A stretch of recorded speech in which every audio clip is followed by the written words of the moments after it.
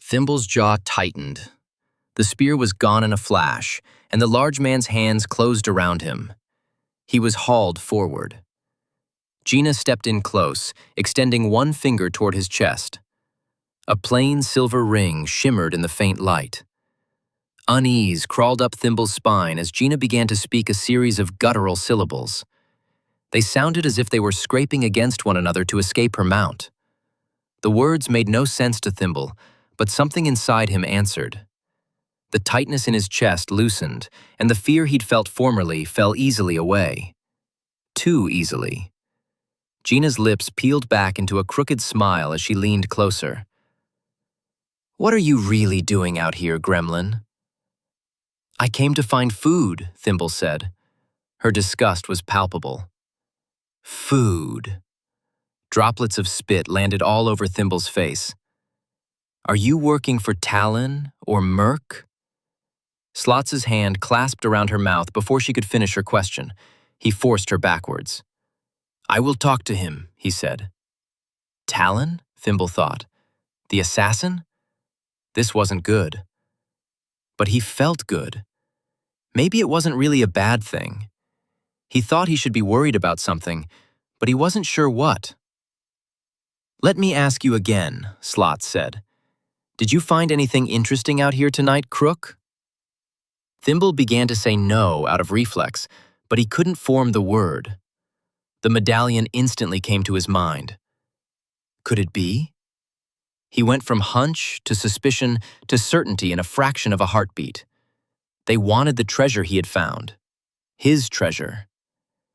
It would have looked valuable, Crook, not like the trash you normally pick up. The urge to tell Slotz about the item began to grow within him. He resisted, but the more he did, the more the resistance grew. Then it transformed within him, became a fiery sensation filling his veins. "Answer," Slotz said. Thimble had to answer the question. It couldn't remain unanswered.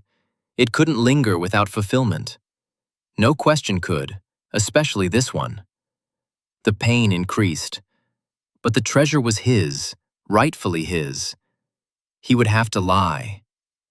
He strained to think of something to say, but nothing came to mind.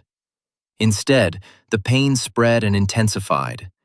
He opened his mouth to force out a no, but his face contorted and he grunted with strain. The collectors stiffened. Thimble's mind raced in an attempt to formulate a plausible lie. The harder he thought, the more the pain intensified, and the less he could focus on saying anything at all. Then a word formed at the back of his throat, pushing its way out through his mouth, too strongly to be denied. "There!" he shouted. His hand flung desperately, pointing toward the discarded cooking pot. He doubled over, huffing as relief filled him. The pain was no more. Only a measure of weariness remained, like a thin layer of fog obscuring his thoughts. Slotz stood staring, mouth ajar.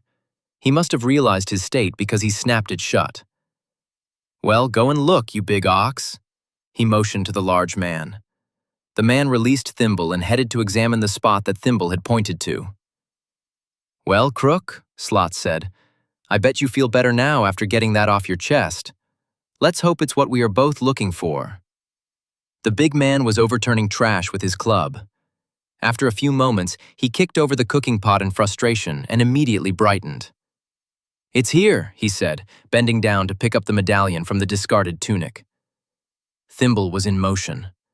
His body lunged toward his treasure, his fingers closing tightly around it.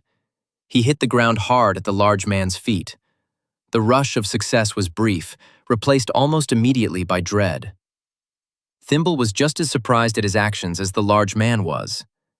He slowly raised his club with a smile and sent it barreling toward Thimble's head. Thimble had no time to react, but the trash below the man's foot shifted as he swung. The club changed trajectory mid-swing, slamming into Thimble's shoulder.